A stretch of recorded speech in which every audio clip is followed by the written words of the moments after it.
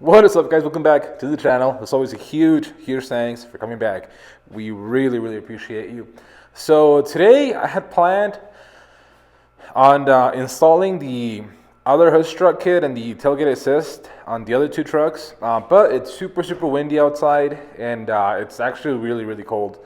We're going through like a winter storm here in Arizona, so we're gonna stay in the garage. But luckily, a product that a company sent out to me just arrived, and I'm actually pretty excited to try it out. So let's go check it out. Okay, so this right here is what was sent to me. This is a Vevor MiG 145, and it's actually, I mean, this is a cute little machine. Like, it's tiny and pretty light. Now, it's not just a MiG machine. From what I've been seeing, it does MiG, MMA is stick, and lift TIG. So this is a multi-process machine, which, I mean, it's pretty cool. I mean, I'm definitely excited to try it out. Now, we're only going to test the MiG capabilities of this machine because they only sent me a MiG gun. I don't have a stinger for stick welding, and I don't have the TIG torch. So we're only going to be doing MiG. But that should be enough. Huh. I think this only does flux core.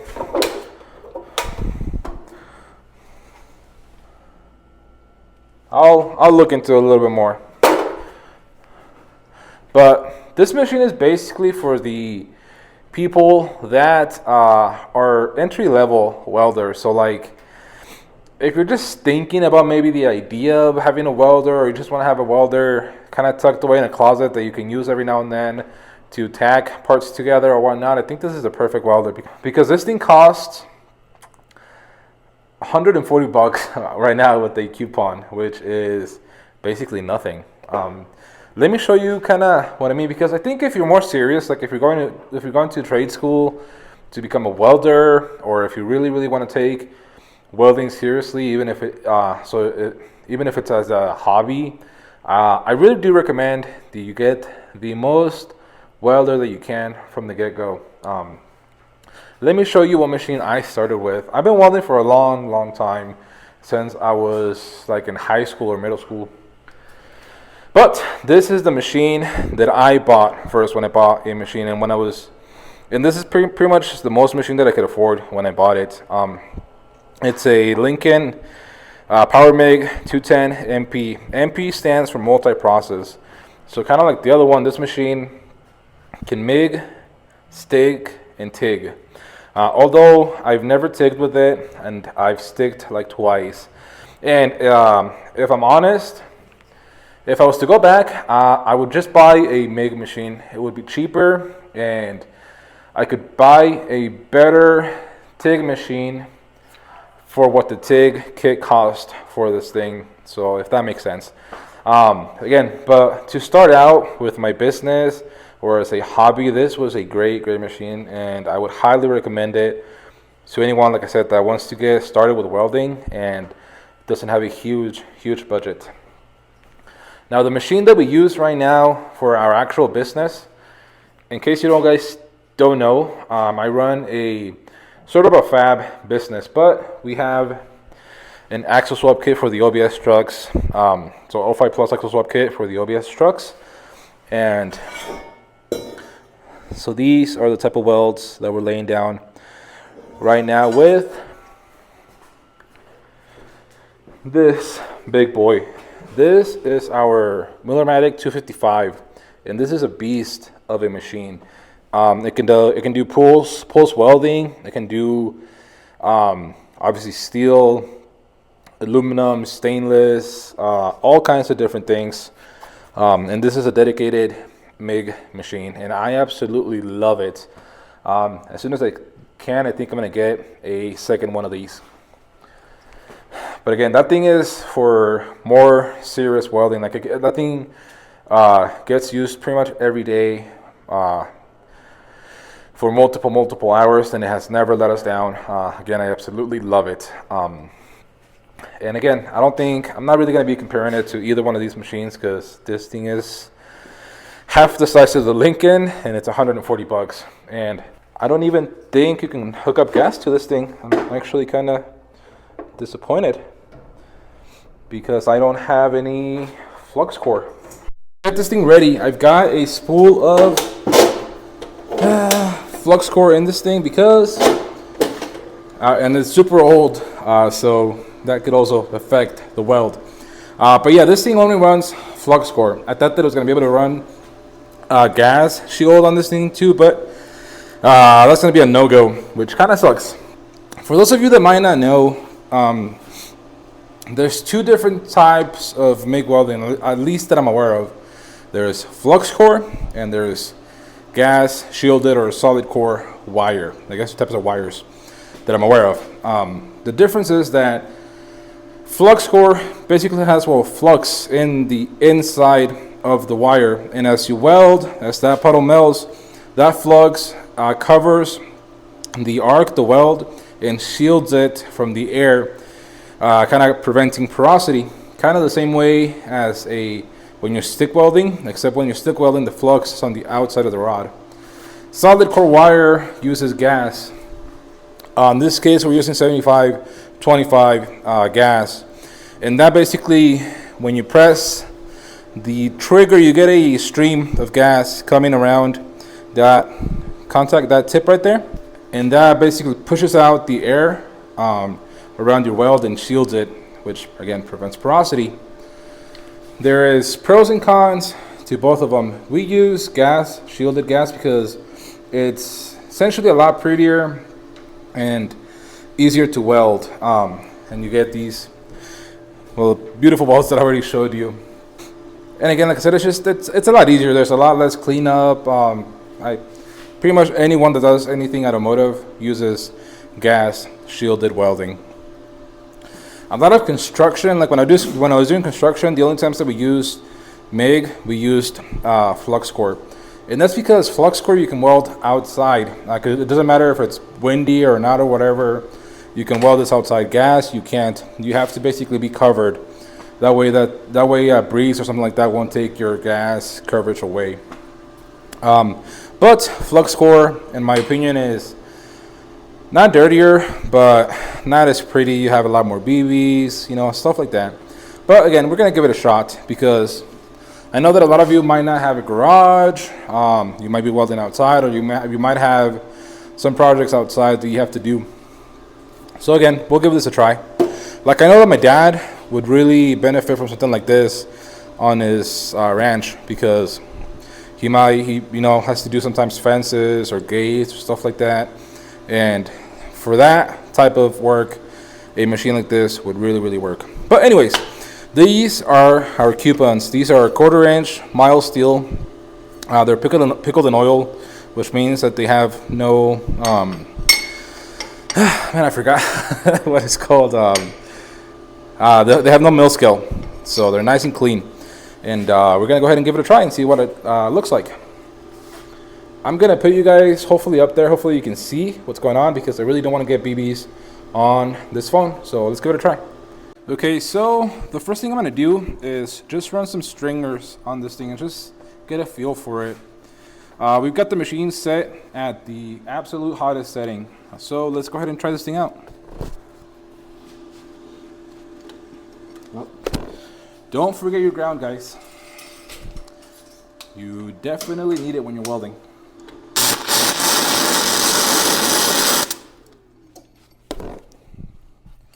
Okay. It was welding hot. I'll tell you that much. Okay, that was user error. I had it connected to a three-way, and you're not really supposed to do that. Anyways, let's try this again, because it was actually welding pretty good. I was quite surprised. It was welding like actually pretty hot. Let's go again.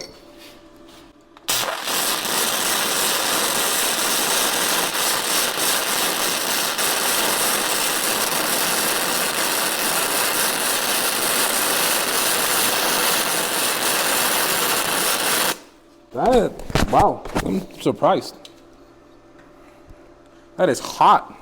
Now this is what I mean when I say that flux core is super dirty. that's good. I'm actually gonna turn it down a little bit. I'm gonna put this at 20 volts.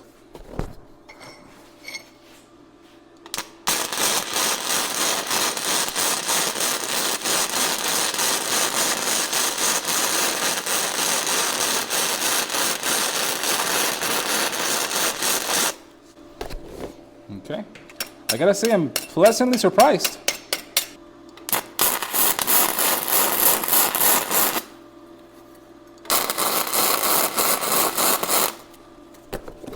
I'm gonna turn it down just a little bit more. So we got it at 18.8 volts right now and 118 amps. So let's see how this does.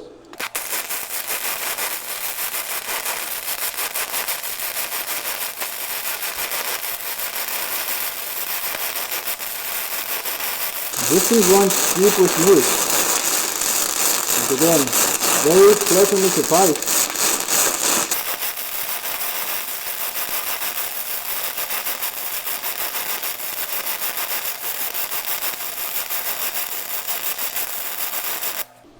Okay, I think that's enough. I'm gonna go ahead, clean all these welds with the wire wheel, and then I'll check up with you guys and show you how everything looks. Okay, I was not expecting this thing to run as smooth as it did. Color me impressed. This thing, I've welded for a whole 2 minutes with this, so very limited experience. But damn, this thing does good. Like, check that out. That's not bad, and it ran super smooth. Now, like I said, I had to hit this with the wire wheel to clean it off. And you can see there's a lot more BBs than there would be otherwise. These are another couple of the ones that I did. Not as pretty.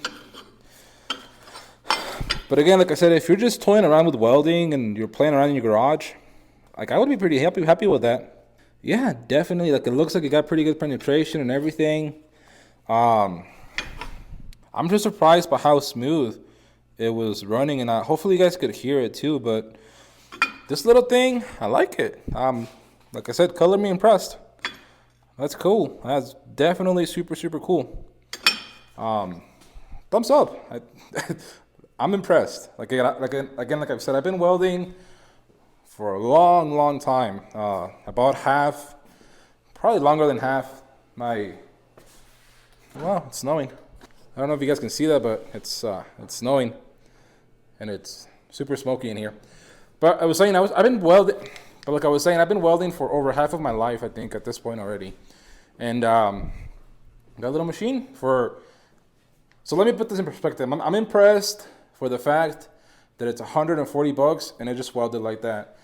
And like I said, I've only welded with it for like 2 minutes. But I'm gonna keep playing with this. Once Trujillo, my welder, comes in on the weekend, I'm gonna show it to him. And maybe we'll have him do a little review of it and see what he thinks about it, because he's also an amazing welder, and I think he's gonna like this thing. But again, like I said, if you have a little farm or if you just want to get into welding for $140, like, you can't beat that. That is really good. So right now for me, it's got a thumbs up. It's got a pass. And yeah, now what I want to show you guys is what's in these boxes. We've got some freaking some shocks right here.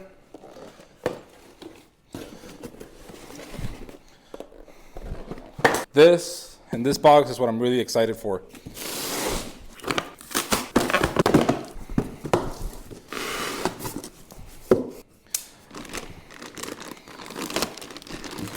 Oh, man, I'm excited about this. Oof.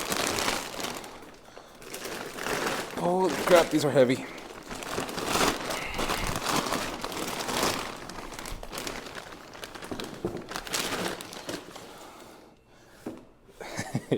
Check this out.